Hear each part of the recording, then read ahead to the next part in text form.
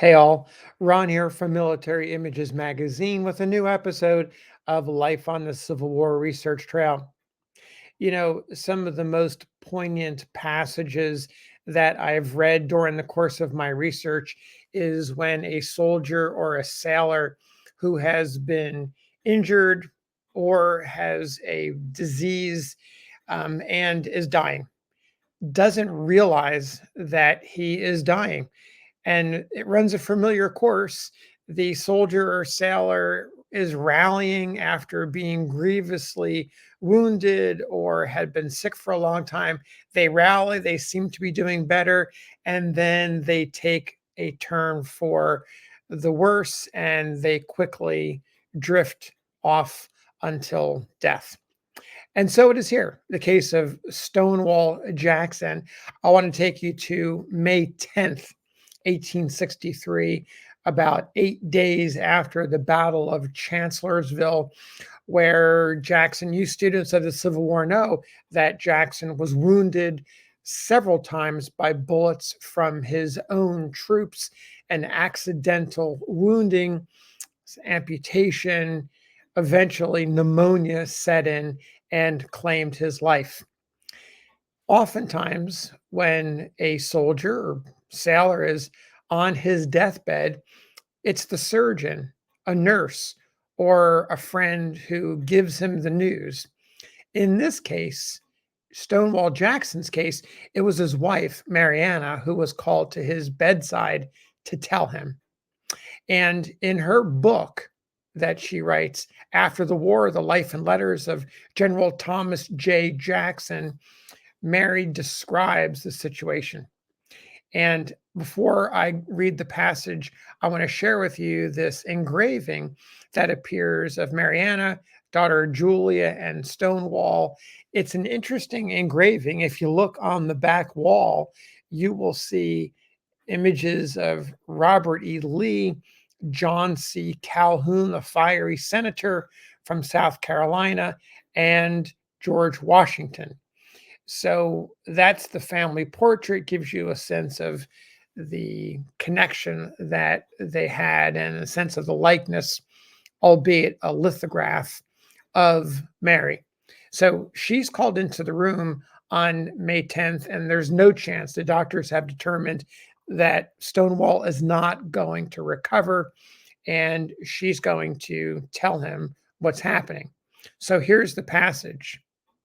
Quote, in order to stimulate his fast failing powers, he was offered some brandy and water, but he showed great repugnance to it, saying excitedly, it tastes like fire and cannot do me any good.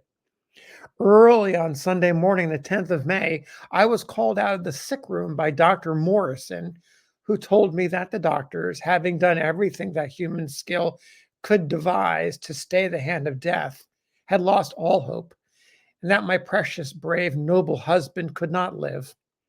Indeed, life was fast ebbing away, and they felt that they must prepare me for the inevitable event, which was now a question of only a few short hours.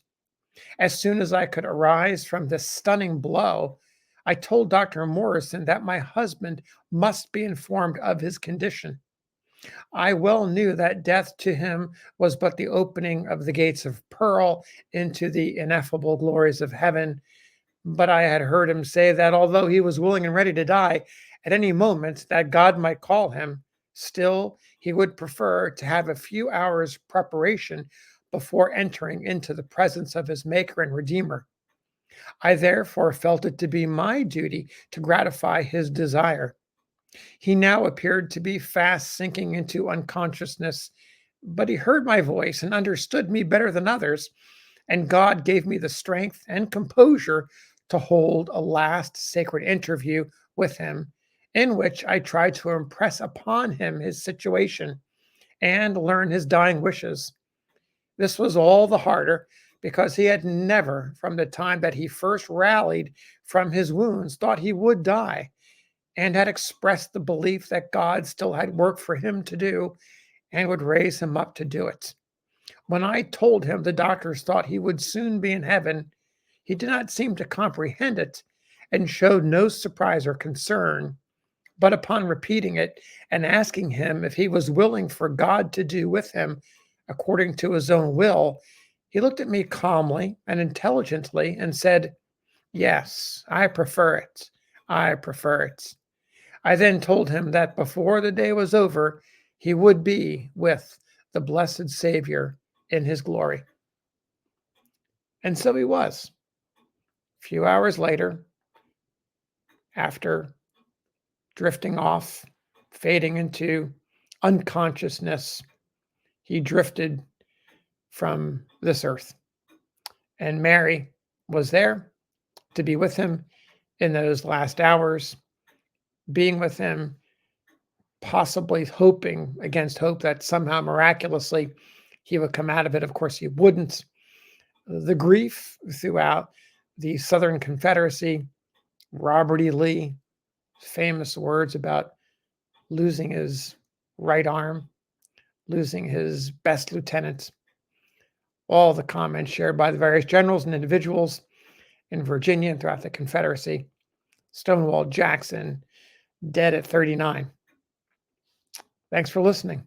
See you on the next episode of Life on the Civil War Research Trail.